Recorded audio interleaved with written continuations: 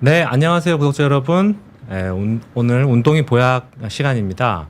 오늘 운동이 보약 두 번째 시간에는 운동하는 뇌는 다르다라는 주제로 운동의 어떤 장점들 중에서 우리가 뇌 건강에 대해서 좀 살펴볼 텐데요. 오늘 특별한 또 게스트 선생님을 모셨습니다. 우리 재활의학과 전문의신 이종민 선생님을 모셨습니다. 선생님 안녕하세요. 네, 안녕하세요. 네. 저는 닥터벨 채널을 운영하고 있는 운동하는 재활의학과 의사 이종민입니다. 네, 제가 사실 잠깐 찾아보니까 네네. 굉장히 운동하는 의사로 유명하시더라고요. 그래서 네. 잠깐 아까 만나 뵀었는데 네네. 굉장히 운동을 열심히 하신 그런 포스가 느껴지던데 네네. 1, 2년 하신 건 아닌 것 같아요. 그렇죠? 네, 제가 운동을 사실 제가 올해 40이거든요. 그런데 운동을 한 걸로는 한 20년째 돼가고 있는 것 같습니다. 20년 차. 근데 이제 운동을 그 사이에 여러 가지를 하게 됐었어요. 우선은 제가 운동을 했던 계기가 사실 제가 100kg가 넘었습니다. 100kg가요? 네.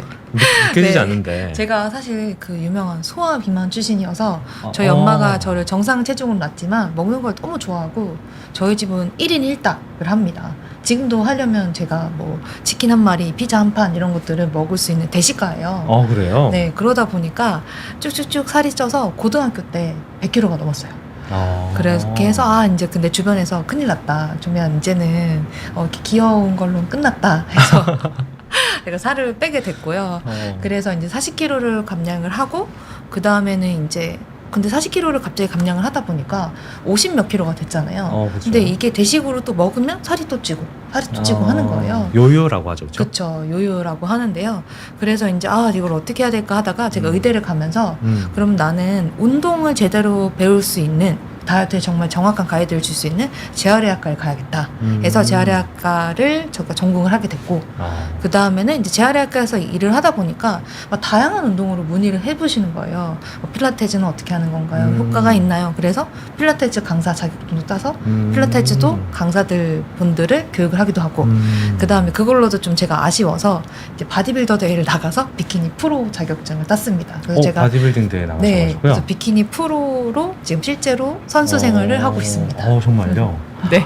정말 그 이력이 심상치 않은 분이 오늘 오셨습니다. 네. 그래서 오늘 우리 김미님도 의사 선생님이라는 것에 한번 놀라고 20대 후반인 줄 알았는데 네. 40이라 저도 사실 아까 방금 깜짝 놀랐는데요. 네, 아주 네.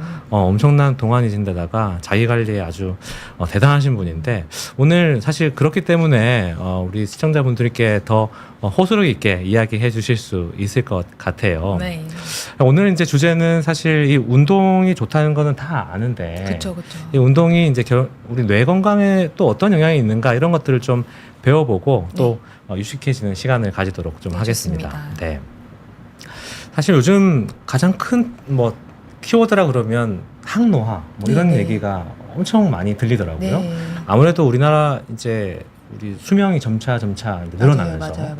하지만 또 건강해지시고 이러니까 나이가 들어도 열심히 사회생활도 하시고 일도 맞아요. 하시고 맞아요. 그리고 운동도 하시고 이러고 싶으셔서 사실 이런 자기관리에 관심을 많이 가지시는 것 같아요. 네, 맞아요. 요즘에 뭐 120세 시대 아니면은 저희가 더 나이가 들어서 이제 뭔가 노인이다라고 얘기를 했을 때가 뭐 200세 시대까지 온다 이런 얘기들 정말 많잖아요. 근데 정말 올해는 저속노화의 한 해가 아닐까 싶어요. 맞아요. 그래서 어느 정도 뜨겁냐면 저도 이제 베이직 웰리스 센터에서 항노화 센터장을 하고 있는데 정말 환자분들이 다 오셔서 내가 좀 더 건강하게 저속노화 하려면 뭘 어떻게 해야 되는지를 정말 많이 문의를 하시더라고요. 그래서 예전 같았으면은 제가 어렸을 때 제가 의대생 때만 하더라도 대학병원에 가면 여성분들은 폐경 정도가 돼서 뭔가 컨디션이 안 좋고 뭐가 문제가 생겼을 때를 어떻게 저속노화를 해야 되냐 항노화를 해야 되냐 이렇게 고민을 하셨다면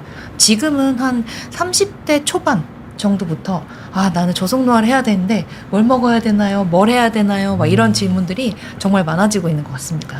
근데 저도 엄청 느끼거든요. 제가 이제 대학병원에서 이제 근무를 하고 있지만 저는 또 다른 일들 중에 하나는 이제 항노화와 관련된 독서 모임을 해요. 사실 제가 이제 이 독서 모임을 제가 관심이 있어서 시작했지만 대부분 다 40대, 50대가 많이 오시지 않으실까 했었는데 맞아요. 20대, 30대 분들이 그렇게 많다는 거를 보고 제가 아주 깜짝 놀랐는데요. 네, 네, 네.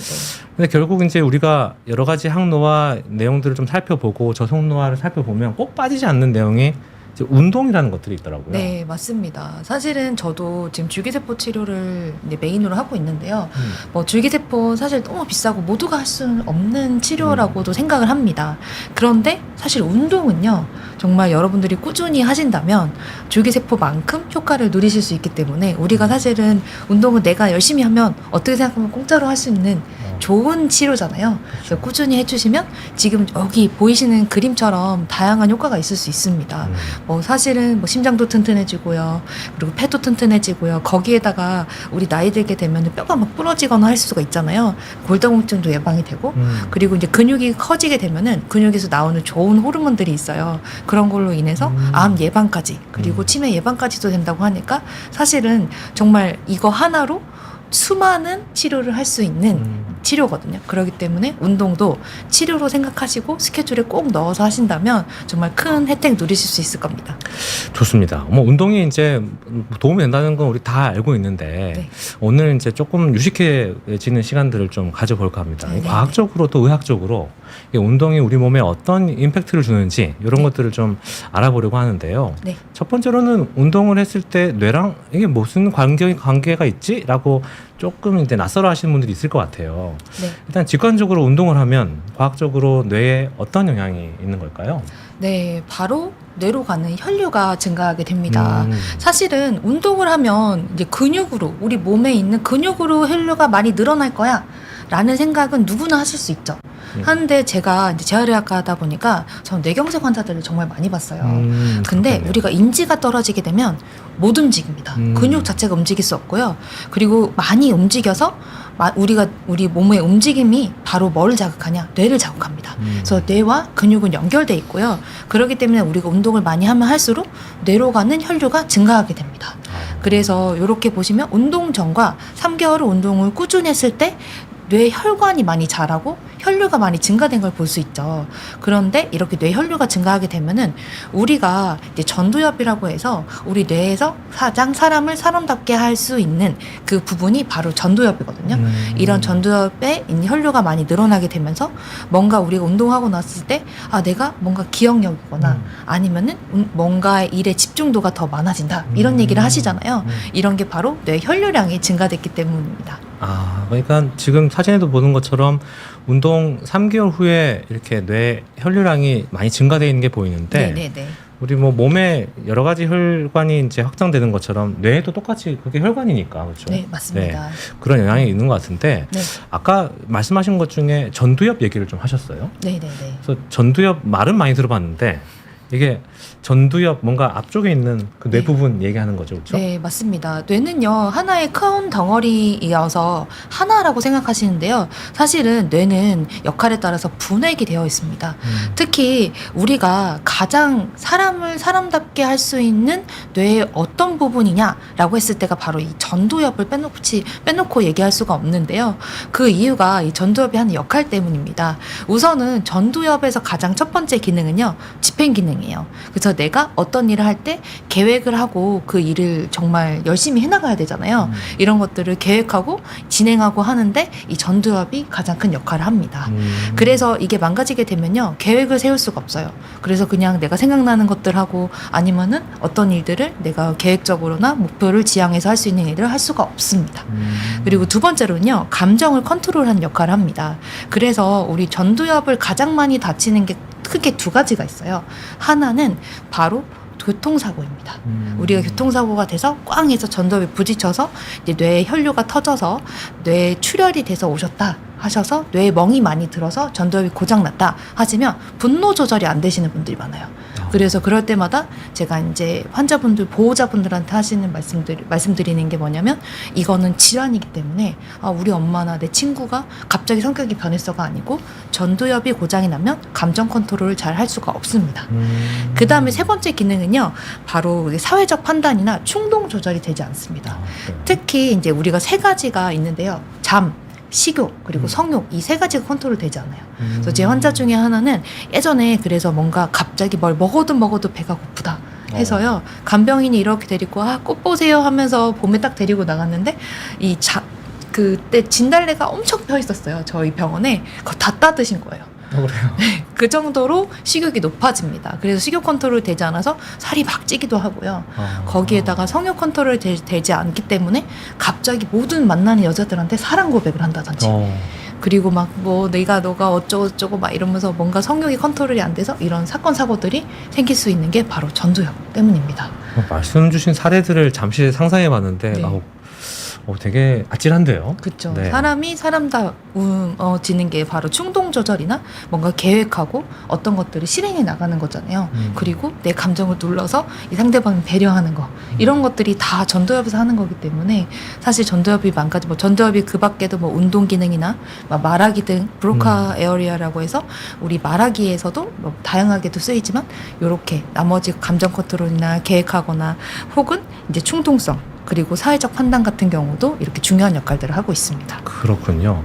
이게 사실 전두엽의 기능이 듣고 보니 정말 사람을 사람답게 맞아요. 그렇게 이제 유지하는 데 아주 중요한 부분이고 네. 사실 우리가 주변에서 보면 자기 관리가 아주 뛰어나신 분 있잖아요. 그죠. 계획도 잘 세우시고 그런 분들이 사실 전두엽 기능이 아주 좀 뛰어나다 이렇게 유추해 볼 수도 있겠다는 생각이 좀 드는데 네, 맞습니다. 운동에 또 이제 그런 혈류량 증가가 전두엽에서 일어나면서 이런 기능을 활성화시켜 주는데 도움이 된다 이런 말씀이시다, 그렇죠? 네, 맞습니다. 우리 이제 마음 편한 하루님께서 중간에 이렇게 질문을 좀 주셨는데 내 건강을 위해서 이제 운동을 해야 된다는 거 잘 알고 계시는데 이게 허리 때문에 많이 아프다 그래요. 네. 사실 우리 오늘 이종민 선생님께서 뒤쪽에 운동을 또 준비를 해주셨거든요. 그래서 조금만 기다리시면 같이 보시면서 따라하시면서 배우실 수 있도록 저희가 안내해 드리도록 하겠습니다. 네. 이제 사실 최근에 수능이 있었잖아요. 아, 그렇죠. 네, 수능 기억나세요? 제가 또 수능은 기억을 잘합니다. 그래요? 그 이유는 이제 교수님은 수능 한 번 보셨죠? 네, 저는 한번 저는 수능을 4번 봤습니다. 제가 아, 의대를 가기 위해서 네. 전 사수를 했기 때문에 매년 수능을 4번 본 사람으로서 아주 수능은 기억이 잘 납니다. 근데 이제 수능을 준비하는 이제 자녀분들, 맞아요. 부모님들이 이제 가장 또 걱정하고 또 관심 있어 하시는 게 공부할 때 집중력 이런 것들을 어떻게 하면 좀 키울까. 맞아요, 여러 가지 맞아요. 뭐 일들을 하시는데 맞아요. 집중력이 좋아지는 또 이런 장점도 있다고요. 네, 맞습니다. 이제 운동은요, 다양한 효과들이 있을 수 있어요. 사실은 앞에서 봤지만 다양한 질병을 예방할 수 있습니다. 그래서 심혈관절, 우리 쓰리고라고 하잖아요. 고혈압, 고지혈증, 당뇨까지도 예방할 수 있다. 심장도 튼튼해진다. 골다공증, 암까지 예방이 됐잖아요. 근데 그건 사실은 운동을 꾸준히 아주 오랫동안 했을 때 나올 수 있는 효과들이에요. 그런데 운동 직후에도 나올 수 있는 효과가 바로 이제 뇌의 집중력을 높일 수 있는 효과입니다. 네, 그 이유가요. 도파민, 노르네프린 그리고 BDNF라고 하는 이제 뇌 유래 그다음 신경 영양 인자라고 하는 건데요. 조금 어렵긴 하지만 이런 신경 전달 물질이 분비가 되면서요. 주의력, 집중력, 합승 능력들이 우리 상승할 수 있는데 이게 일시적으로 운동하자마자도 나올 수 있는 효과기도 하고요. 거기에다가 장기적으로는 이제 뇌에 있는 뇌 가소성이라고 해서 이런 시냅스 뉴런들이 마구마구 설계되어지면서 이게 전반적으로 장기적으로도 좋아질 수가 있습니다. 근데 저도 느껴본 것 같아요. 그러니까 아침에 저도 운동을 하려고 노력을 많이 하는데 네. 아침에 운동하고 이제 잠시 앉아서 어떤 일을 보면 딴 때보다는 조금 더 머리가 좀 개운하고 집중이 잘 되는 것 같은 기분이 있는데 네, 맞습니다. 그런 이유 때문이군요. 네, 근데 아까 조금 이야기하실 때 뭔가 좀 너무 복잡한 의학 용어를 말씀하셔서 잘 그쵸, 따라가지 그쵸. 못했는데 그렇죠. 그게 뭔가요? 네. 그래서 이제 아까 설명드렸던 건요.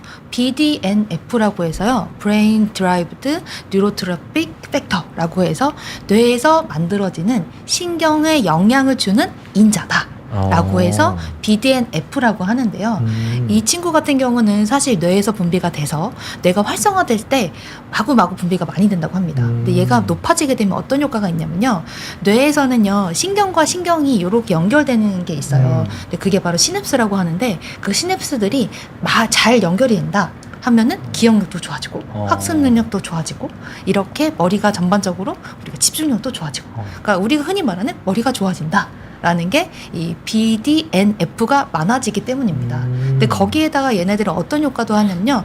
전반적으로 머리에 있는 뇌의 염증도 떨어뜨려주고 왜냐면 우리가 막 스트레스를 받잖아요. 그럼 뇌도 막 우리 막 머리도 지끈지끈 아픈 것 같고 막 하는 것들이 그쵸, 있어요. 그쵸. 근데 거기서 또 문제가 되는 게 뭐냐면 스트레스 호르몬이나 염증도가 높아지게 되면 뇌에 있는 이런 신경 세포들을 죽여버리거나 떨어뜨리게 돼요, 기능을. 그러게 되면은 이제 뇌에 대한 신경들이 기능이 떨어지게 되죠. 그리고 우리가 나이가 들수록 이런 뇌 신경들이 줄어들면서 뇌 위축도 오고 이런 것들이 있는데요. 그런 것들을 이제 막아주고 점점 우리 뇌 재생을 시켜주는 좋은 인자입니다. 거기에다가 우리가 우울증까지도 예방이 된다고 하니까 이 BDNF를 높이려고 하는 연구들이 많았어요. 그런데 얘가 우리가 정말 행복하게도 우리 근육이 많아져서 근육에 단백질이 뿜는데 그게 바로 근육 호르몬이라고 하는 마이오카인이라고 하는 것들이 있는데요. 그 중에 하나가 바로 BDNF. 꼭 뇌에서가 생기는 게 아니고 근육에서도 이 BDNF가 만들어진다는 이런 연구들이 많아지고 있어요. 그래서 우리가 뇌에서 쥐어짜서 뭐가 안 나온다 걱정하지 않더라도 근육 운동을 열심히 하는 것만으로도 이 BDNF, 뇌를 똑똑하게 하는 인자들을 높일 수 있다라고 하는 연구들이 많아지고 있는 추세입니다. 그렇군요. 그러니까 일단 뭐 제가 너무 이렇게 조금 간단하게 네. 이야기를 해보면 일단 뇌에 굉장히 좋은 물질이네요. BDNF는. 그쵸. 근데 좋은 물질이 원래는 뇌에서 이렇게 생성이 되는데 그렇죠. 이게 우리가 운동할 때의 근육에서도 발견이 되더라. 그렇죠. 그러니까 운동을 열심히 하면 뇌에 좋은 물질들이 이렇게 뇌 쪽으로 넘어가서 도움이 되지 않겠느냐. 맞아요. 그렇게 맞아요. 보는 거군요. 그렇죠. 나이가 들수록 이제 뇌에서 생성되는 BDNF가 줄어든다는 연구들이 많은데요. 그러면 어떡하지 고민하시지 않으셔도 근육 운동을 열심히 하는 것만으로도 근육에서도 BDNF가 나온다. 그렇기 때문에 뇌 건강을 올릴 수 있다. 그래서 고로 운동을 열심히 하시면 뇌도 건강해진다라고 생각하시면 됩니다. 그렇군요. 그리고 천재 선생님께서 이렇게 매일 운동하던 시절에는 머리도 맑고 이렇게 아이디어 잘 떠올랐다 이렇게 그쵸. 하는데 저도 그랬던 것 같아요. 저도 네. 이제 아침에 이렇게 운동할 때 아이디어가 좀 이렇게 잘 떠오르는 경험이 있는데 그쵸, 아마 그쵸. 우리 시청자분들 다 있으셨을 것 같아요. 네. 우린 잘 몰랐지만 뭔가 BDNF의 영향을 또 우리가 받고 있었을 수도 있겠군요. 그렇죠. 뇌혈류도 높아지고 BDNF도 높아지고 그다음에 뒤에 설명들이 많은 좋은 효과들이 있으니까 사실은 요즘에 러너들 많아지고 있잖아요. 그래요. 맞아요. 네, 아침에 정말 뭐 저 아시는 원장님도 개원을 하셨는데 뭔가 화딱지도 많이 나고 스트레스도 많고 그리고 내가 자꾸 건강해지지 않는 것 같다 하시면서 네. 아침에 일어나서 전력 정말, 강화가 필요하겠네요. 네, 한강을 막 뛰면서 운동을 하고 출근하시더라고요. 근데 많은 분들이 이러면은 맨날 피곤하고 힘들고 그럼 건강이든 뇌든 뭐 좋지 않은 거 아니에요? 생각하시지만 네. 사실은 운동의 효과를 생각을 해봤을 때 이런 기억력이나 집중력이나 이런 것들이 더 오히려 높아질 수가 있습니다. 예, 아까 말씀하신 것처럼 뭔가 이렇게 감정 통제나 이런 것도 좀 네. 도움이 되니까 네, 네, 네. 그럴 수 있겠다 생각이 드는데 네, 아까 시냅스란 얘기를 하셨어요. 네, 네. 그러니까 이제 이게 잘 모르시는 분들은 신경세포랑 이제 체세포랑 조금 다르게 생겼다는 거를 네. 잘 모르실 수도 있을 것 같아서 맞습니다. 한번 조금 설명 좀 해주시겠어요? 네, 우리가 생각하는 세포는요, 뭐 다양한 게 있습니다. 우리 밖에서 보이는 요 피부 세포는요, 각질이 일어나면서 층층이 겹겹이 벽돌처럼 쌓여 있고요. 그 다음에 이제 근육이라고 하는 근세포는 우리 고기 많이 드시죠. 이 빨간색 고기 그렇게 생겼어요. 그런데 신경은 사실 조금 어렵지만 전깃줄처럼 생겼다고 생각하시면 됩니다. 전깃줄. 네, 근데 전깃줄이요, 이렇게 길게 생긴 애들도 있고요. 근데 전깃줄도 막 전선 다발이 있잖아요. 근데 그 친구들이 길게 연결이 돼서 우리 뇌에서부터 손끝, 발끝까지 가야 되잖아요. 그러면은 중간중간에 이렇게 그림처럼 조금 어렵긴 하지만 여기 지금 머리처럼 여기 밝게 빛나고 있는 머리가요, 신경의 머리이자 이제 가장 중심이고요. 이렇게 꼬리가 쭉 나와져 있어요. 그러면 그 꼬리가 전깃줄인데요. 이 전깃줄이 그 다음 우리가 연결하려면 저기도 보이는 아댑터들 있잖아요. 저런 것들을 계속 껴서 연결을 해야 합니다. 그렇기 때문에 그 연결이 바로 시냅스라고 생각하시면 되시는데요. 근데 이 시냅스 연결이 촘촘하게 잘 돼 있다 하면은 신경 전달 속도도 좋아서 우리가 움직임도 원활하게 될 수 있고, 그다음에 우리 신경이 사실 근육에만 있는 게 아니거든요. 뭐 내장에도 가고 심장에도 가고 뭐 우리 폐에도 가고 하는데 이런 연결 속도들이 좋아지면 숨도 잘 칠 수 있고요. 심장도 튼튼해질 수도 있고요. 내분비 기관이 뭐 췌장이나 인슐린 분비 같은 것들도 더 좋아질 수가 있습니다.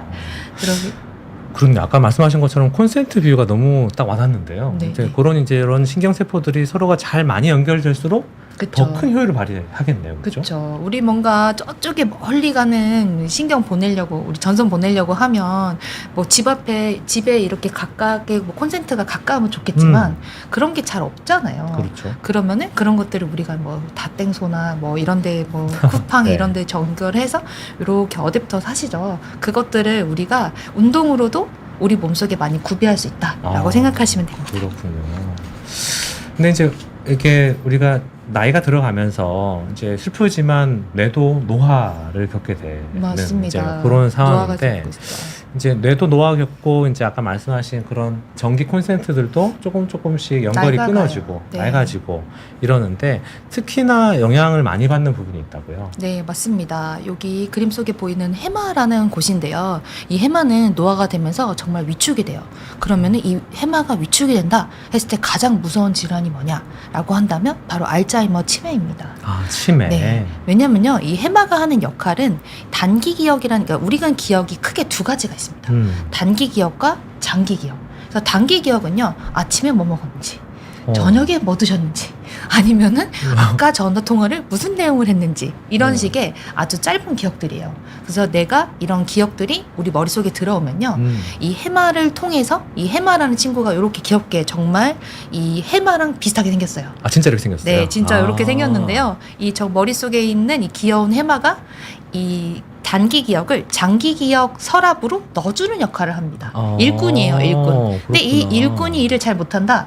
그러면 이 단기 기억은 머릿속에서 쭉 날아갑니다. 아, 그래요? 그래서 장기 기억화 되지가 않아요. 그렇게 되면은 우리가 대표적인 장기 기억은 뭐냐면 내가 어느 초등학교를 졸업했는지, 그런 뭐 옛날에 부모님이 나한테 어떤 얘기를 했는지, 아니면 우리가 책 속에 공부했던 게 어떤 게 있는지 이런 건데요. 이 장기 기억이 소중하거나 계속 반복되면은 내 장기 기억으로 지속적으로 남아 있고요. 그런 게 아니면 날아갑니다. 그러니까 그렇게 되는 게 기억인데요. 우리가 마치 이제 시험 전날에 그렇죠. 시험 직전에 막 봐서 시험 딱 치는 거는 그쵸. 시험 칠 때만 딱 기억나고 싹 날아가잖아요. 그렇죠. 그렇지만 이제 이게 장기 기억으로 싹 이동이 되면 계속해서 이제 기억할 수 있는 것과 비슷하네요. 네. 그렇죠? 그래서 이제 대표적으로 치매 환자분들의 증상이 뭐냐면요. 내가 뭐 저희 병원 같은 경우는 층이 여러 개예요. 그럼 3층에서 제가 환자분 이렇게 올라가셔서 뭐 이렇게 해서 저기 뭐 다른 우리 직원한테 이런 얘기를 전해주세요. 그러면 엘리베이터 뚝 타고 가서 4층 가서 얘기를 못 하십니다. 그런 게 바로 치매의 특성이에요. 이 해마가 위축이 되면 이렇게 단기 기억이 장기 기억으로 저장이 되지가 않습니다. 이런 역할을 하고요. 두 번째로는요, 공간 지각 능력이 떨어져요. 공간에 대한 기억이 떨어지면서 뭐 우리 집에 있는 뭐 거실을 그려보세요 하면은 여기에 소파 있고 이런 것들을 못 그립니다. 그래서 길을 자꾸 잊어버리게 되고요. 그 다음에 뭐 내가 어떤 운동들을 했을 때 운동 전략 등을 세울 수가 없습니다. 이런 것들이 되는데요. 근데 해마는 크게 두 가지 영향을 받아요. 하나는 노화. 나이가 들어가면서 자연이 위축되고 회복이 되지 않습니다. 그리고 두 번째는 스트레스. 우리가 스트레스를 받으면 뇌가 일시적으로 위축이 될 수 있고요. 뭔가 우울이 심하거나 불안이 심해도 뇌가 일시적으로 위축이 될 수 있어요. 그래서 우울증이 심한 환자들은 무슨 얘기를 해도 잘 기억을 못합니다. 나 기억나지 않아. 너가 아침에 무슨 얘기했는지 기억이 안 나. 이런 얘기 하잖아요. 그런 환자들의 장기적인 환자들을 쫙 MRI를 찍었을 때 이런 해마가 위축된 것들을 확인할 수 있습니다. 그렇군요. 우리가 결국 우리가 사실 제일 무서워하는 건 우리 기억이 사라지는 그 치매. 그쵸. 이게 굉장히 사실 연세 있으신 분들이 가장 두려워하는 질환 중에 하나인데. 그렇죠. 어떻게 보면 그 기억이 나를 구성하는 또 구성 성분일 수도 있는데. 그쵸. 내가 사라지는 또 무서운 병이잖아요. 맞아요. 근데 이런 이제 자연적으로 나이가 들어가면서 생기는 이런 해마 부위의 위축이 이제 이런 운동이나 이런 여러 가지 이제 BDNF나 이런 좋은 물질들로 어느 정도 이제 완화가 될 수 있다는 그런 이야기시다, 그렇죠? 네, 맞습니다. 그래서 이제 정말 실제로 연구상에서 정말 이렇게 위축이 오냐라고 본다면 이 그림에서 보는 것처럼 지금 이 뇌 중간 그림에서 노말이라고 써 있는 중간 그림 보시면 저렇게 빨갛게 그려져 있는 게 해마 부분입니다. 근데 저 해마 부분이 나이가 들거나 스트레스를 많이 받거나 우울이 심하거나 하면은 저렇게 마지막에서 보는 것처럼 위축이 돼서 쪼만해질 수가 있는 거죠. 네, 그런데 이제 우리가 운동을 지속적으로 해주면요, 아까 BDNF라고 해서 이게 BDNF가 결국은 뇌의 영양제라고 생각하시면 돼요. 뇌의 비루라는 별명이 있는데요. 이 뇌의 비름과 거료와 이런 영양제를 빡 뿌려졌다 하면은 얘네들이 해마가 회복되는 경우들을 볼 수 있고요. 그 다음에 우리가 운동을 하면서 아예 이 위축이 되지 않도록 예방하는 역할까지도 할 수가 있습니다. 아, 그래요? 그러니까 지금 우리 질문해 주신 것 중에서 한번 위축된 해마는 다시 정상 상태로 되돌릴 방법이 없는 건가요? 라는 질문에 방금 대답을 해주신 것 같아요. 그렇죠? 네, 맞습니다. 이제 뭐 우리가 간도 마찬가지인데요. 우리가 어느 정도 가소성과 비가소성이라는 게 있습니다. 그런데 이게 장기화돼서요. 치매도 사실은 이제 그래서 많이 들어보셨을 텐데 초반에 치료하면은 조금 좋아질 수 있었는데 뭐 이런 얘기들을 하시잖아요. 그래서 요즘에는 이제 치매 진단을 위해서 우리가 MMS라고 하는 이런 간이 검사들을 지속적으로 해보는 게 빨리 발견해서 이런 위축들을 예방하려고 하는 거거든요. 근데 어느 정도 가소성 있게 뭐 우리가 만성 염증이나 아니면 스트레스나 아니면 우울로 인해서 어느 정도 위축됐던 것들은 회복이 될 수도 있습니다. 하지만 알츠하이머 질환이 심해지면서 위축이 심해졌을 때는 얘네들을 되돌리는 데는 한계가 있어요. 그래서 우리가 이게 위축되지 않고 조금 위축되더라도 빨리 제자리로 돌릴 수 있도록 운동을 통해서 지속적으로 관리를 해주는 게 중요한 거죠. 그러니까 어느 지점까지는 되돌릴 수 있는 여지가 좀 있고요. 그렇죠. 이게 너무 또 이제 지나가 버리면 되돌아가기가 좀 힘든 그런 상황이니까 네. 지금부터 우리가 신경을 많이 쓰고 이제 시작을 해보시면 좋겠네요. 네, 그래서 운동 이외에도요, 사실은 명상이나 이런 스트레스 관리를 좀 더 잘해주신다든지 아니면은 이제 위축이 되지 않고 좀 더 유지할 수 있도록 뇌를 지속적으로 새로운 경험을 시켜서 학습을 시켜주는 것들도 도움이 되실 수가 있습니다. 그렇군요. 뭐 우리 운동을 하게 되면서 생긴 여러 가지 지금 장점들을 얘기하고 있는데 네, 우리가 또 실제로 몸으로 느끼는 것 중에서 운동하면 기분 좋아지잖아요. 그렇죠, 특히나 아까 뭐 달리기 이야기도 많이 하셨는데 네. 러너스 하이라는 얘기도 있고요. 그렇죠, 그렇죠. 그런 것들이 있는데 실제로 과학적으로 뭔가 근거가 있는 얘기인가요? 네, 근데 뭐 교수님이 비밀로 하시겠다 하시면 교수님 운동을 좋아하신다고 하십니다. 그러다 보니까 운동을 하면은 이제 제가 기분이 좋아진다 했을 때 저는 운동하기 싫어서 운동할 때마다 기분이 나빠요 하시는 분들 있으시잖아요. 근데 그거는요, 어느 정도 일정 기간 동안 내가 학습이 돼서 운동을 하시면 그런 분들도 분명히 기분이 좋아지실 수 있습니다. 그 이유가요, 운동을 하시면 여기 보시는 지표처럼 바로 지금 운동을 하자마자 이제 지표가 30분, 60분, 90분 이렇게 오르는 지표거든요. 정말 즉각적인 효과로 도파민, 여기 도파민은 여기 밑에 가장 밑에 있는 OHT라고 써 있는 요 지표고요. 그 다음에 죄송해요. 가장 밑에가 세로토닌, 네. 도파민, 노르에피네프린이 분비가 촉진됩니다. 네. 이렇게 되면요, 도파민은요 대표적으로 기분이 엄청 좋아지잖아요. 그렇죠. 기분이 좋아질 수도 있고요. 세로토닌은 우울증 대표적인 치료제예요. 그렇기 때문에 우울도 좋아질 수가 있고, 노르에피네프린 같은 경우는 힘이 납니다. 그래서 우리가 막 에너지 있게 힘이 나기도 하고 기분이 좋아지기도 하고, 여기다 플러스 엔돌핀이 나서요. 이 엔돌핀이 높아지게 되면은 러너스 하이라고 하는, 우리가 정말 운동을 했을 때 기분이 너무 좋아서 계속 뛰고 싶은 이런 기분까지도 드실 수가 있습니다. 근데 이게 전반적으로 좋아지면요, 여기 벌써 써 있는 대로 집중력도 좋아지고요. 집중력. 기분도 좋아지고요. 그렇기 때문에 동기부여가 돼서 뭔가 점점 더 하고 싶은 마음들이 들 수가 있습니다. 뭐 너무너무 유명한 그 물질인 것 같은데 도파민, 그렇죠? 그렇죠. 뭐 도파민. 때문에 여러 가지 뭐 문제도 있다 그러고 도파민 디톡스 뭐 이런 것도 그쵸. 얘기를 하는데 요즘 뭐 SNS나 쇼폼들이 많아지면서 우리는 도파민 중독이다, 뭐 이렇게 해서 도파민이 많이 익숙한 단어이기도 한데요. 사실은 적당히 나오면 우리 기분을 너무 좋게 하고요. 그 다음에 우리 동기부여나 집중력이나 이런 향상에도 도움이 되는 좋은, 하지만 어느 정도 중독이 됐을 때는 위험할 수 있는 이제 호르몬입니다. 그렇군요. 뭐든 적절한 게 제일 좋은 거니까요. 그쵸, 그렇죠. 그쵸. 근데 이제 네. 연구들이 있다고요. 이제 뭔가 항우울제를 우리가 기분이 안 좋으면 기분 네. 장애가 있을 때 네, 맞아요. 뭐 사실 요즘에 예전 같으면 좀 쉬쉬하고 그랬지만 요즘은 많이 오픈하는 추세고, 맞아요. 내가 기분 장애 있으면 이것도 하나의 뇌의 병이니까 약으로 치료한다 이렇게 하고 있는데, 이게 운동이 항우울제랑도 비슷한 수준이다 이런 얘기도 있다던데 맞나요? 네, 맞습니다. 요즘은 뭐 사회적 고립도 많고요. 그 다음에 SNS가 너무 많아지면서 뭐 여기 있는 사람들은 다 행복해 보이는데 나는 왜 이럴까, 이런 생각 많이 드실 맞아요. 수가 있어요. 그래서 사회적으로 우울증이 많아지고 있다고 합니다. 근데 저는 이제 우울증이신 분들한테 늘 말씀드리는 게 그냥 마음에 온 감기 같은 거예요. 근데 우리가 이 감기를 이겨내려면 뭐가 좋아야 되냐? 면역력이 좋아야 되잖아요. 그런 것처럼 운동이 사실은 대표적으로 면역력을 키우는 뇌의 면역력도 키워주는 이제 대표적인 치료제잖아요. 그래서 운동을 하시게 되면요, 항우울제와 같은 효과가 있다고 하는 연구들이 많았어요. 그래서 실제로 제가 이제 선수, 피트니스 선수, 비키니 선수를 할 때 저도 그랬고, 제가 코로나 때 프로 선수 자격증을 땄거든요. 코로나 때 모두가 우울하잖아요. 그쵸. 그때 같이 운동했던 많은 선수들도 약간 이런 우울감들을 이겨내는 것들이 볼 수가 있었어요. 운동으로. 네, 운동으로. 그렇군요. 그런 걸 보면서 아, 정말 항우울제를 그렇다고 막 항우울제를 끊고 운동을 하세요는 아닙니다. 하지만 그냥 그만큼 큰 효과들을 발휘할 수 있다라는 게 연구로도 발견이 됐다고 합니다.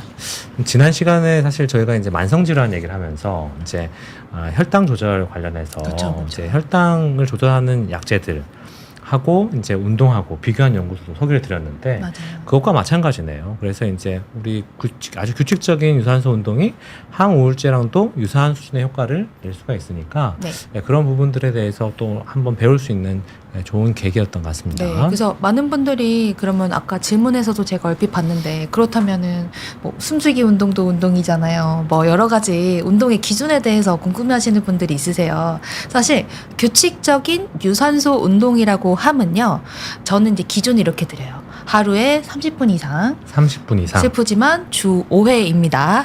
주 5회요. 네, 가장 미니멀한 기준이 이제 국가 기준들에서 줬을 때가 바로 하루에 30분에 이제 저중 강도라고 하는데요. 그래도 이제 이 정도 하려면 어느 정도냐면 숨이 약간 차고요. 네. 옆에서 말씀하셨을 때 그냥 뭐 오늘 뭐 먹고 싶어 이렇게 얘기했을 때 김치찌개 이렇게 하는 중강도 이상의 운동을 하루 30분에서 주 5회 하시는 게 이제 지속적이고 건강에 유익한 유산소 운동의 기준입니다. 그런데요, 여기서 강도가 더 올라간다 하시면 시간이 줄 수가 있어요. 그런데 너무 고강도 운동은 그래도 건강을 해칠 수가 있기 때문에 요 정도 미니멀한 기준을 생각해 주시면 됩니다. 요즘에 이제 많이 나오는 얘기 중에 뭐 네. 존투 운동 뭐 이런 그쵸, 것들이 있잖아요. 그쵸, 존투 심박수 운동. 기준으로 해서 아까 이야기하신 것처럼 네. 조금 약간 숨이 차는 정도? 네, 그 정도로 생각하면 될까요? 네, 맞습니다. 뭐 존투 운동도 있고 뭐 아니면 최대 심박수 뭐 계산하는 운동도 있고 뭐 아니면 요즘 디바이스도 좋은 게 나와요. 근데 사실은 얘네들을 계속 보면서 거기 구간을 맞추고 하는 것들은 우리가 사실 운동선수가 아니기 때문에 저는 좀 비효율적이라고 생각을 하긴 해요. 그러기 때문에 짬이 좀 나고 숨이 좀 찰 정도, 숨이 좀 안 찬다 하시면은 운동이 아직 나한테 너무 강도가 적다 라고 생각해 주시면 충분히 이 운동 강도 맞추실 수 있습니다. 그렇군요. 운동하면서 우리 운동 능력도 향상되니까 맞아요, 거기에 맞춰서 맞아요. 자연스럽게 올라가지 않으실까 이런 생각이 좀 들어요. 네, 맞습니다. 여기 세계탐구님께서 이제 운동이 항노화에 도움이 된다고 하셨는데 뇌세포 자체가 실제로 이렇게 젊어지는 이런 개념이냐 아니면은 네. 그냥 뇌세포가 기능이 좋아진다는 뜻이냐 이런 질문을 하셨는데요. 네, 그 두 가지 다라고 하실 수가 있습니다. BDNF라고 하는 물질이 뇌에서 어떻게 좋아지는지를 이제 기능을 보면요. 우선은 우리가 나이가 든 뇌세포를 조금 더 살 수 있고 리커버리 시켜준다. 라기도 하고요. 그 다음에 문제가 생겼던 것들을 이제 재생시켜줘서 아예 새로운 우리 시냅스나 이런 것들의 혈관을 뇌세포를 만들어낸다 라고도 되어 있습니다. 그렇기 때문에 이 두 가지를 같이 해준다고 생각을 해주시면 됩니다. 뭐든 근데 과한 거는 이제 좋지 않은데 운동이 이제 하다 보면 또 재미가 그쵸, 있고요. 그쵸. 또 아까 얘기한 것처럼 막 도파민도 이렇게 뿜뿜 이렇게 뿜뿜하죠. 나오니까 맞습니다. 너무 즐거운 거잖아요. 그리고 요즘 또 이제 그룹 피트니스 굉장히 많이 나와요. 그쵸, 그래서 그쵸. 다른 여러 사람들이랑 같이 이제 운동하면서 그 시너지가 이제 와서 사실 운동을 조금 더 이제 과하게 하는 이유가 있는데 네, 맞습니다. 그런 걸 운동 중독 뭐 이렇게 얘기를 한다는데 그런 게 실제로 있는 건가요? 네, 저도 이제 진료실에서 환자분들을 보면 이제 열심히 이런 그룹 운동을 하시다가 막 아파요. 그러면은 제가 안 가면 안 되나요? 그러면 가야 됩니다. 이렇게 하시는 분들이 많아요. 이렇게 막 이거 제가 하는 운동은요, 원장님이 생각하시는 거와 다르게 부상도 많이 없고요. 뭐 건강에도 너무 좋아요 하는데 무릎이 너무 아프십니다. 그러면 제가 이게 바로 운동 중독입니다. 말씀을 드리는데요. 사실 요거 제가 말씀드리는 거 이거 접어 게임 같이 한번 생각해 생각해 보셔서 내 손가락이 자꾸 접힌다 하시면 이거 운동 중독이시니까 한번 테스트를 해보세요. 그래요. 한번 해볼까요? 이거 해면요. 네. 내가 운동을 매일 하지 않으면 막 불안하고 죄책감이 든다. 운동을 못하면 접히시나요? 죄책감까지는 아닌 것 불안하다. 같은데 일단 적어보겠습니다. 네. 네. 네. 그리고 근데 막 부상이나 피로감이 너무 높고 내가 어디가 아픈데도 운동을 가야 한다. 그런 분들이 있죠. 있죠, 예. 있죠. 정형외과시니까 아마 많이 보셨을 예, 텐데. 맞습니다. 그런 사람 조기 있습니다. 축구에 뭐 여러 가지 있으세요. 아, 맞습니다. 가시는 분들. 네. 그러면 내가 운동 중독일 수가 있고요. 그다음에 운동 때문에 뭐 일상생활이나 업무나 사회관계에 방해가 된다. 뭐 예를 들어서 오늘 누구시 회식이에요. 우리 단체로 갑시다 하는데 죄송한데 저는 오늘 운동 가야 돼서 못 갑니다. 아, 네. 그런 분 하시는 있죠. 그런 분들도 네. 있고 뭐 물론 운동이 중요할 수 있지만 사실은 우리가 사회생활이라는 게 있잖아요. 그렇죠. 뭐 엄마 생신인데 내가 이것까지만 하고 갈게. 뭐 이러시는 분들. 그래서 내가 자꾸 일상생활에 뭔가 요 일상생활 대신에 운동을 자꾸 선택하게 된다 하면은 내가 운동 중독으로 가고 있나 생각을 한번 해보셔야 합니다. 그렇군요. 거기에다가 마지막으로 뭔가 강박적이고 불안의 회피. 내가 운동을 가서 행복하긴 하지만 내가 이 불안감을 해소하는 거를 목적으로 이제 운동을 자꾸 간다 하시는 분들은 이게 운동 중독일 수가 있거든요. 그렇기 때문에 요럴 때는 조금은 조심하시는 게 좋습니다. 그렇군요. 아무래도 이제 운동 중독에 과하게 되면 아까 말씀하신 것처럼 이제 코르티솔의 호르몬, 네, 스트레스 네, 네. 호르몬도 증가를 하니까 네, 운동할 네. 때 너무 좋았는데 집에 가서는 맞아요. 너무 힘들어지고 네. 잠도 못 주무시고 네. 이런 경우도 종종 보게 되더라고요. 네, 맞아요. 이제 과운동 증후군이라고 해서요. 운동만으로 끝나면 좋겠지만 너무 내가 이게 러너스 하이도 왔고 왜냐면 러너스 하이가 아까 뭐 때문에 온다고 말씀드렸죠. 바로 엔돌핀 때문에 와요. 엔돌핀 때문에 오지만 이제 얘가 이제 같은 운동 강도로 안 나오니까 조금 더 해볼까 조금 더. 해서 뭐 30분 뛰던 걸 40분 뛰어서 무릎이 너무 아프신 분들도 있고요. 근데 이제 그것뿐만이 아니고 아까 말씀드렸던 도파민 증후군 얘기 드렸잖아요. 이 도파민이 너무 우리를 쾌락에 우리 아주 너무 행복한 세계로 데려갑니다. 근데 이게 너무 과하 보상으로 되다 보면은 이 운동 중독으로 빠지게 되고 아까 BDNF 같은 경우도 우리가 우울감을 떨어뜨려 주거든요. 노르에프네프린도 마찬가지고 세로토닌도 마찬가지입니다. 이런 뇌 호르몬과 관련이 되어 있기 때문에 운동이 너무 과하게 돼서 내가 거기에 너무 매이게 되면 운동 중독까지 가질 수가 있고요. 이렇게 되면은 부상이나 아니면은 우리 몸의 피로도 같은 것들을 너무 높여서 오히려 해가 되실 수가 있습니다. 그렇군요. 운동 부족에 대한 이제 뇌 영향은 우리가 또 지난번에 이야기했으니까요. 네. 네. 일단 넘어가 보도록 하고 네. 많은 분들이 이제 궁금해하시는 주제인 것 같아요. 네. 유산소 운동이 좋으냐, 네. 근력 운동이 좋으냐 네. 이렇게 얘기를 하는데 네. 원장님 생각 어떠십니까? 네, 사실은 제가 이렇게 운동 중독이 이렇게 위험하다라고 했지만 여기 저희 비욘디를 보시는 많은 분들은 아마 뭐 많은 분들 요즘 많은 분들은 사실은 운동 중독보다는 운동 부족에서 문제가 되지 않을까 싶기는 해요. 네. 그러다 보니까 운동을 시작을 하려고 하는데 유산소, 근력 운동 다 하려다 보니까 시간도 없고 뭘 먼저 해야 되나요? 이렇게 고민을 하시잖아요. 사실 많은 연구는 유산소 운동이 이제 아까 말씀드렸던 해마 기능도 향상하고요. 기억력 개선에도 좋고요. 치매 예방도 사실은 유산소 운동을 준해서 많은 연구가 되어 있습니다. 그렇군요. 근데 하지만요, 이제 근력 운동을 봤을 때요, 요즘에 근감소증이라고 해서 우리가 부동증후군으로 우리 아버님이 어딘가 폐렴에 걸려서 중환자실에 들어가셨는데 나오셨을 때 못 걸었다 하시는 게 바로 대표적인 부동증후군의 사례입니다. 근데 이렇게 근육이 감소하게 되면요, 우리 몸 자체를 이제 움직일 수 없거나 문제가 생길 수 있기도 하고요. 골다공증이나 다른 심혈관계 질환 높아지기도 하고, 심지어 이제 근력 운동 근육이 부족하게 되면은 근육은 지방을 태우는 공장입니다. 근데 그 공장이 없으면 뭐가 지나요?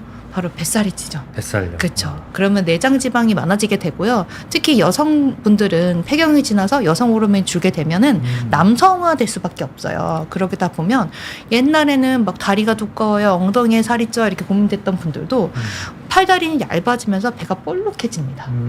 바로 내장 지방이 늘어나는 건데요. 이 내장 지방은 염증을 만들고요. 그리고 우리가 움직이지 않아서 순환이 자꾸 떨어지게 되면은 우리 몸속에 염증이 높아지면서 이제 뭐 우리 뇌로 가면은 뇌 염증 같은 것들, 거기에다가 전반적인 몸의 염증도가 높아지게 됐을 때 인슐린 감소성이나 아니면 고지혈증 이런 것들도 더 심해질 수가 있습니다. 그렇군요. 일단 뭐 혈관을 강화시키는 심혈관계를 이제 강화시키고 심폐질환을 좀 더 향상시키는 데에는 유산소가 장점이 있지만 그와 못지않게 또 굉장히 많은 다양한 장점들이 근력 운동 안에 있으니까 그렇죠. 이게 좋냐 저게 좋냐 하는 거는 뭐 아빠 좋냐 엄마 좋냐 뭐 이런 느낌 맞습니다. 아닐까 싶어요. 네, 여기 자신 있게 저는 엄마가 좋아요 하시는 분들도 있겠지만 사실은 부모님 모두 사랑하시잖아요. 그런 것처럼 유산소 운동은 제가 아까 말씀드렸던 기준 하루에 30분씩. 사실 근데 내가 유산소 운동해야지 하면서 30분씩 계속 뛰시라는 얘기가 아니고요. 우리가 퇴근하실 때 뭐 버스 정거장을 한 2개 정도 좀 먼저 내리시면 충분히 30분 되시거든요. 그리고 뭐 출근길 좀 바쁘시긴 하지만 좀 우리에 있는 뭐 회사가 여기도 높은 층이었어요. 좀 높은 층이다. 10층이다. 그럼 저 그거 걸어 올라가시는 것도 사실 유산소 운동입니다. 걸어오셨나요? 저는 엘리베이터 탔습니다. 근데 이제 이런 식으로 조금 내 생활 속에서 채웠을 수도 있고요. 거기다 근력 운동은 제가 이따가 알려드리는 틈틈이 하는 근력 운동으로도 채울 수가 있고 사실은 본격적인 근력 운동을 그러니까 주 2회 이상은 상체 한 번, 하체 한 번 해주시면 우리 건강 효과를 더욱더 누리실 수 있고요. 아까 제가 설명드렸던 근육이 커지면서 마이오카인이라고 하는 네, 근육 마이오카인. 호르몬이 좋아진다고 했잖아요. 근데 이 근육 호르몬이 뭐 암도 막아주기도 하고요. 그 다음에 심혈관계 질환도 막아주기도 하고 뼈도 튼튼하게 해주고요. 거기다 심지어 뇌까지 좋아지게 BDNF가 마이오카인 중에 하나로 나온다고 말씀드렸잖아요. 그러니까 이런 모든 건강 효과를 누리시려면 근력 운동 꼭 이렇게 주 2번 30분 이상씩 2번을 챙겨 해주시면 요거 다 누리실 수 있으시니까 챙겨 해주시면 너무 좋습니다.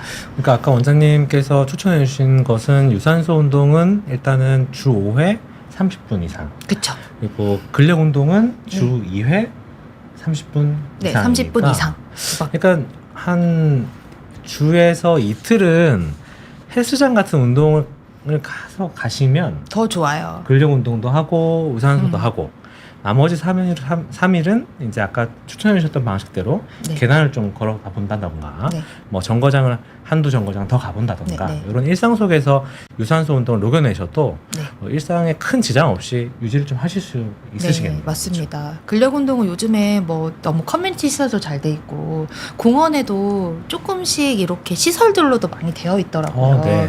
그러니까 그런 것들도 꼭 이용해 보시면 너무 좋으실 것 같습니다. 좋습니다. 근데 사실 이제 질문들이 많이 주셨는데 네, 네. 또 질문 주셔도 괜찮습니다. 근데 겹치는 질문들 중에서요. 그러면 이게 바쁘고 또는 나 허리도 아프고 이런 과정에서 일상 속에서 할 수 있는 운동들이 있느냐? 이제 이런 질문들을 많이 주셨어요. 그런 운동들이 있다고요, 근데? 네, 그래서 제가 오늘 이제 준비한 운동이 있는데요. 우선은 요거 같이 하고 나머지 주셨던 질문은 하나씩 받아보도록 하겠습니다. 알겠습니다. 네, 우선은 이제 하루 3분이면은 이제 근력 운동과 스트레칭을 같이 할 수 있는 운동을 준비했어요. 특히 이제 우리가 하루 종일 앉아있는 대부분 사실은 누워서 자는 시간보다 요즘에 앉아서 일하는 시간이 더 많은 것 같습니다. 그쵸. 소파에 앉아서 TV를 보고 있기도 하고요. 아니면은 우리가 업무, 뭐 컴퓨터나 뭐 우리가 스마트폰 같은 것들을 이용하는 이제 업무들이 많아지면서 사실은 하루에 깨어있는 시간 대부분 앉아있다고 생각을 할 수가 있는데요. 그렇게 되면은 등도 굽고 그래서 굽은 등 그리고 라운드 숄더, 거북목까지 따라오게 되면서 통증도 따라올 수밖에 없는데요. 그래서 첫 번째로 이 가슴 스트레칭을 통해서 우리가 근육도 쭉쭉 눌러주고 그리고 라운드 숄더도 교정을 해주고 거기에다가 순환까지 높여주는 운동을 준비를 하나 했고요. 그 다음에 우리가 이렇게 단축이 되어 있으면 대부분 등 근육은 우리 근육이 빠지고 그다음에 가슴 근육은 단축이 되는데요. 그래서 등 근육 운동을 잘 해주시면은 우리가 자세 교정도 되고 거기에다가 이제 근육 대표적인 대근육 중에 하나입니다. 그래서 그렇군요. 근육량을 늘려서 건강을 지키실 수 있는 아까 말씀드렸던 마이토카인도 팍팍 늘리실 수가 있을 겁니다. 그리고 마지막으로는요. 사실은 참 이 겨울에도 허리 통증, 목 통증 환자가 정말 많으세요. 그렇죠. 그렇죠. 근데 허리 통증 환자분들이 제가 바른 자세로 앉아 계세요라고 말씀을 드리면 항상 근데 원장님 저는 허리를 이렇게 구부리고 있는 게 훨씬 더 편해요라고 말씀을 드리거든요. 근데 그거는 허리에 근지구력이 약해서 그렇습니다. 힘이 그래, 빠지니까. 그렇죠. 그래서 허리에 있는 등 근육을 근지구력을 높여서 우리 허리 통증도 줄이고 자세도 바르게 하고 그리고 마이오카인도 팍팍 나올 수 있는 허리 근육 운동까지 준비했습니다. 그러면 한번 배워볼까요? 네, 배워볼게요. 우선은 가슴 스트레칭은요, 제가 이렇게 살짝 나와서 설명을 드릴게요. 우리 시청자분들도 지금 잠깐 앉아보셔서 누워서 보고 계시는 거 아니죠? 네, 자세를 한번 앉아보셔서 한번 네. 같이 따라해 보시면 좋을 것 같습니다. 네, 그냥 지금 모두 세 동작 모두 의자에 앉아서 충분히 하실 수 있고요. 소파에 앉아 계신 분들도 충분히 하실 수 있습니다. 우선은 살짝 걸터서 허리를 펴고 앉아 볼게요. 이 상태에서 양손은 뒤통수에 대주시고요. 이 상태에서 우리가 가슴을 하늘로 든다 생각하시면서 양팔을 뒤로 쭉 뻗어주세요. 뻗어서 후 하고 내밀어 후 하고 호흡을 뱉어주시면 가슴 앞이 펴지는데요. 이게 바로 대흉근과 소흉근이 모두 스트레칭이 가능합니다. 이때 시선은 약간 45도 정도로 봐주시고요. 그리고 나서 다시 제자리로 돌아옵니다. 그리고 다시 후 하고 45도 10초 버티기 하고 제자리로 돌아가 주시면 됩니다. 이 운동을요, 일하시거나 틈틈이 해주시면 좋고요. 10초씩 했을 때 한 번 하실 때는 한 5번 정도 반복을 해주시면 됩니다. 그리고 두 번째, 등 근육 강화 운동은요, 우리가 이렇게 팔을 W자로 만들고요. 그리고 우리가 손을 돌려서 이렇게 엄지손가락이 뒤통수를 향하도록 해줍니다. 그리고 이 상태에서 허리를 살짝 핀 상태에서 살짝 한 45도, 한 30도 정도 구부려 주시고요. 이 상태에서 우리가 이 양팔을 뒤로 살짝 보내서 견갑, 우리 날개뼈와 날개뼈가 맞닿도록 해줍니다. 이렇게 수축해 주시면 등에서 꽉 조이는 느낌이 드실 거예요. 이 상태에서 다시 살짝 제자리, 앞으로 45도, 그리고 뒤로 다시 쭉 해서 등과 등이 우리 날개뼈와 날개뼈가 맞닿도록 수축해 주시고요. 다시 제자리. 등을 이렇게 딱 조이는 느낌이 들어야 되는 거죠? 그렇죠. 등을 딱 조이는 느낌이 들으시면요, 우리 등에서는 위쪽은 승모근, 아래쪽은 우리가 광배근인데요. 이 두 근육이 모두 이렇게 수축되는 것을 느끼실 수가 있습니다. 그리고 마지막으로는요, 우리가 먼저 연습을 해볼 건데요. 바로 이제 앉아서 하는 힙 힌지 동작입니다. 힙 힌지. 네, 우리가 사실은 고관절은요, 경척관절 대표적인 이제 뭐 다양한 각도를 하지만 경척관절로요, 앞에서부터 이렇게 구부리는 동작을 하실 수가 있는데요. 우리 편하게는 안녕하세요를 이제 허리를 펴고 하시는 걸 생각하시면 되세요. 그런데 사실은 자꾸 등이 굽어서 이렇게 자꾸 단축되다 보면은 디스크가 터져서 오시는 분들이 정말 많습니다. 그렇기 때문에 이렇게 등을 허리를 꼿꼿하게 편 상태에서요, 양손은 이렇게 허리 옆에 두신 상태로 놓으시고, 그리고 양 다리는 우리가 체중을 버텨야 되기 때문에 어깨 넓이 정도로 벌리고 바닥을 양 발로 꽉 밟아주세요. 그 상태에서 안녕하세요 상태로 고개도 정면 보시면서 살짝 허리를 구부려 주시고 45도 정도로 구부려 주시면요, 등에 우리 등 뒤에가 딱딱해지면서 긴장되는 걸 느끼실 수 있을 거예요. 이때 5초 버티기 1, 2, 3, 4, 5 하고 천천히 일어나 주시면 등 근육에서 힘이 딱 들어가시는 걸 느끼실 수 있으실 거예요. 요게 이제 대부분은 헬스장에 가면 로만체어라고 해서 우리가 요걸 버티면서 하는 운동 중에 하나인데요. 근데 요거를 좀 더 강도를 높이고 싶다 하시면은 다시 양손을 머리 뒤로 와서 중량을 좀 더 걸어 주시고요. 이 상태에서 다시 안녕하세요 하고 정면 보시면 네 하고 1, 2, 3, 4, 5 하시면 조금 더 중량이 걸렸죠. 아까보다 조금 더 힘든 것 같아요. 그쵸. 그리고 나서 내가 아주 이게 마스터가 됐다. 그럼 만세하시면 됩니다. 만세하셔서 다시 안녕하세요 하고 45도 버텨주시면 더 큰 중량이 걸리실 거예요. 그런 왜냐면 우리가 몸을 뻗어낼수록 큰 힘이 걸립니다. 이 상태에서 다시 제자리. 이렇게. 그리고 3단계 운동 알려드렸으니까요. 나한테 맞는 걸 찾으셔서 5초 버티기를 한 번에 하실 때 5번 틈틈이 해주시면 됩니다. 되게 간단한데 살짝 땀이 나요. 그죠? 그래서 실제로 아침에 일어나셔서 바로 이렇게 막 이렇게 누워서 바로 씻으러 가지 마시고 네. 잠깐 앉으셔서 방금 배우신 이 하루 3분 뇌를 깨우는 루틴 운동 이렇게 3가지 하시고 이제 출근하시면 훨씬 더 맑은 정신으로 이제 우리가 하루를 시작하실 수 있으실 것 같습니다. 네. 예, 여기 뭐 5초 버티기도 쉽지 않다 하시는데 예, 네. 하다 보면 더 좋아지겠죠, 그렇죠? 네, 맞습니다. 하시다 보면은 더 뭐 운동 횟수도 느실 거고요. 버티는 초수도 느실 거예요. 근데 바른 자세로 해주시면 사실은 제가 오래 앉아있기 힘들다, 등이 자꾸 굽는다, 어깨가 자꾸 말린다, 목이 자꾸 거북목이 된다, 이렇게 걱정을 많이 하셔서 준비한 운동이니까요. 충분히 해주시면 이 운동 때문에 몸도 바르게 되고 그리고 뇌 건강까지도 튼튼하게 지키실 수 있을 겁니다. 네, 좋습니다. 오늘 아주 알차게 시간을 우리가 보낸 것 같은데요. 네, 맞습니다. 오늘 뭐 이렇게 이야기해 주셨던 내용들을 한 번쯤 다시 한번 보시면서 리마인드 하시면 아주 뇌 건강을 지키시는 데 도움이 되실 것 같고 오늘 채팅창에 저희가 질문들을 다 말씀을 못 드려서 예, 죄송하고요. 보니까 이제 굉장히 많은 네.